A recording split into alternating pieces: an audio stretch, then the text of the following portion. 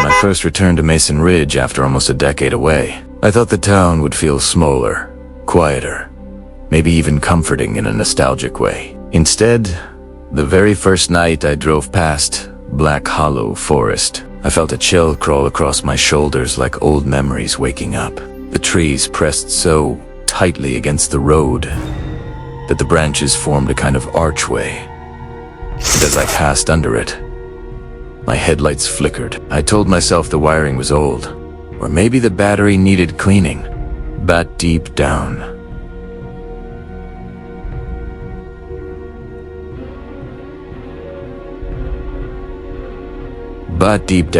this forest had always made me uneasy, even as a kid. My grandmother used to say it wasn't like normal woods. The hollow listened, she'd whisper. It watched, and it remembered people. The next morning, the news hit the town. Another teenager had gone missing at the edge of Black Hollow, the third one in 2 months. Everyone whispered theories over coffee at the diner. Bears, kidnappers, teenagers running away.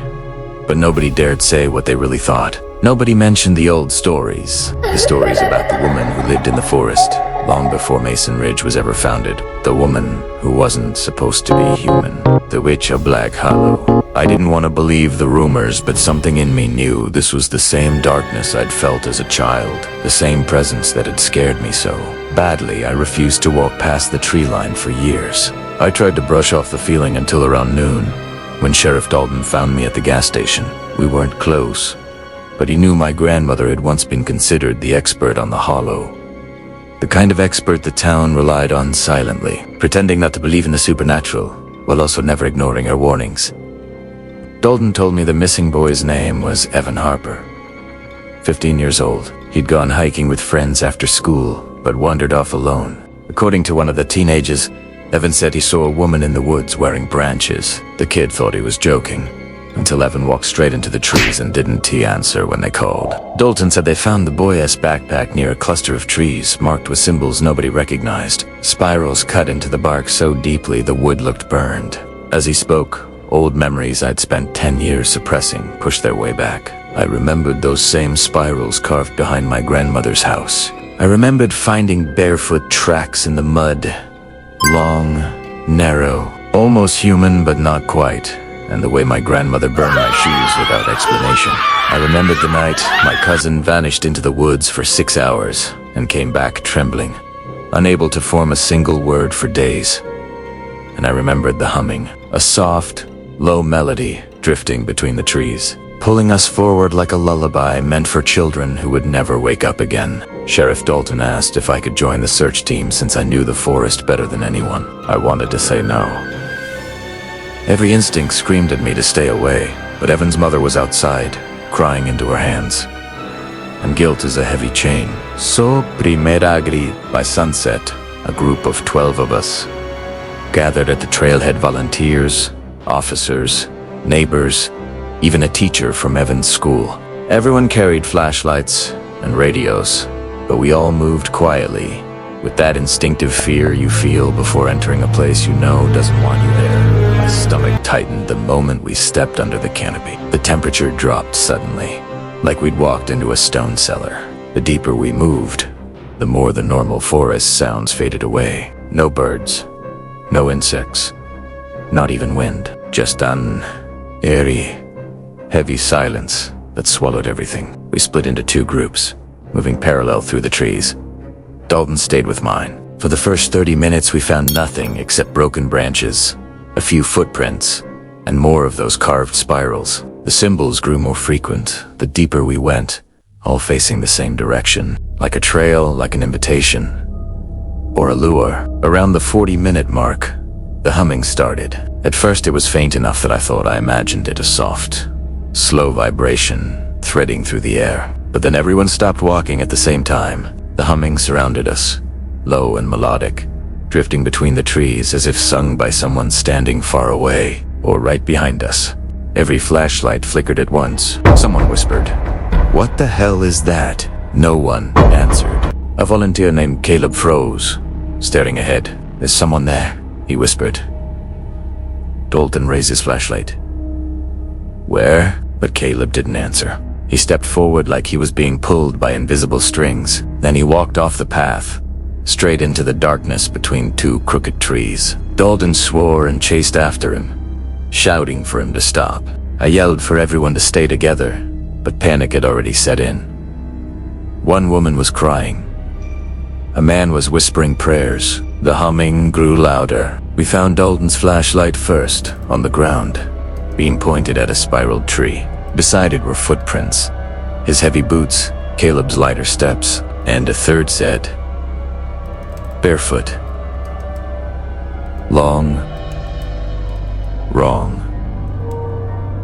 Wrong exactly like the ones from my childhood. I felt my throat tighten.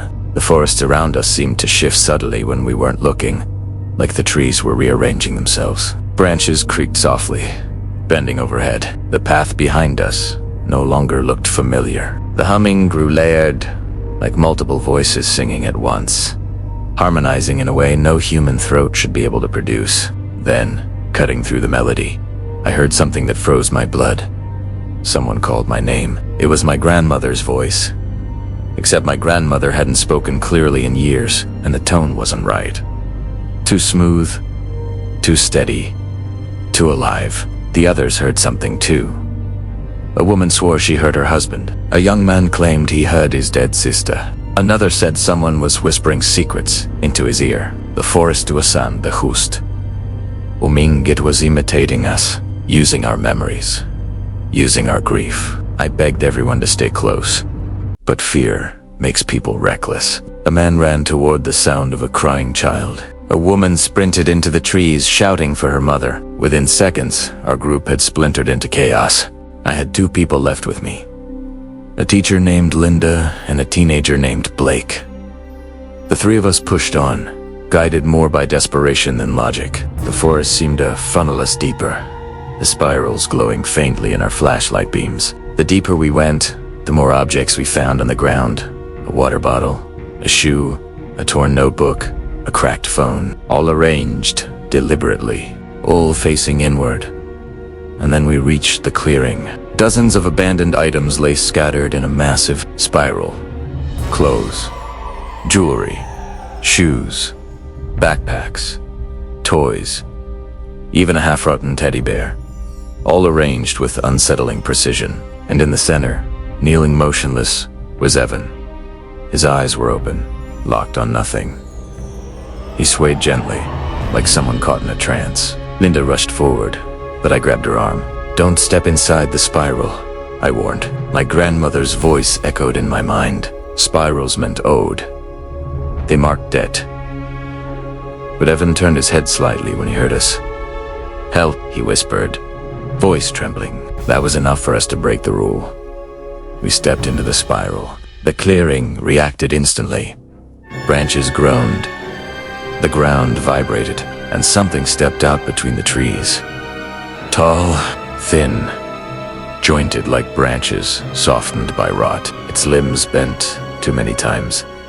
Its hair hung like Spanish moss. Its face shifted slowly, features sliding like clay. First a hollow mask, then a human face, then something like my grandmother, then something like Evan's mother, and its eyes. Day where, deep dark, pits of soil, like staring into a grave. The Witch of Black Hollow.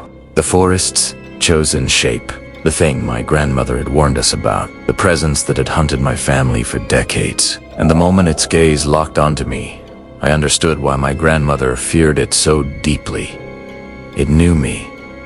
It recognized me. It had been waiting for me to return. Its voice slid into my head without moving its mouth. A soft, coaxing whisper. Come. It promised release, promised answers, promised safety for the others. If I stepped forward, a trade, a sacrifice, a debt paid. For a moment, I almost obeyed, but then Evan looked up at me with terrified eyes and whispered a single broken word. "Run!" I grabbed him. The witch's expression twisted into something ancient and furious. A sound erupted deep, echoing, vibrating through the ground. The trees, the air, a sound like disappointment mixed with hunger. The clearing exploded into chaos. Branches whipped toward us like arms. The mud softened, pulling at our feet. Blake nearly fell, but I yanked him upright. Linda screamed as a tree bent toward her, like a living thing we run anyway. Through the branches, through the spirals, through the humming that rose into a scream. Behind us, footsteps cracked through the soil, growing louder, fast, unnatural, jerking. The witch was chasing us. The forest twisted, trying to block us, confuse us, mislead us. Shadows lunged between trees. Voices called our names, but Evan tugged my sleeve, pointing toward a thicket that didn't look like an exit, but felt like one. We burst through the trees onto the old access road, collapsing in a heap, gasping for air. The forest stopped at the tree line. The witch stood there, motionless, face shifting slowly, watching us, not stepping out, not crossing that invisible boundary, just waiting, studying, remembering.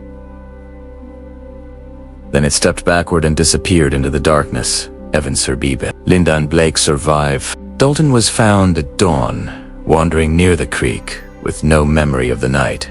The others weren't found at all. Now, weeks later, I can't sleep. Every night I hear humming drifting from the trees behind my house. Soft at first, then louder, then fading again as if teasing me. The witch didn't lose us. He let Waysay go, because the debt isn't paid, and Black Hollow Forest always comes back for what it's owed.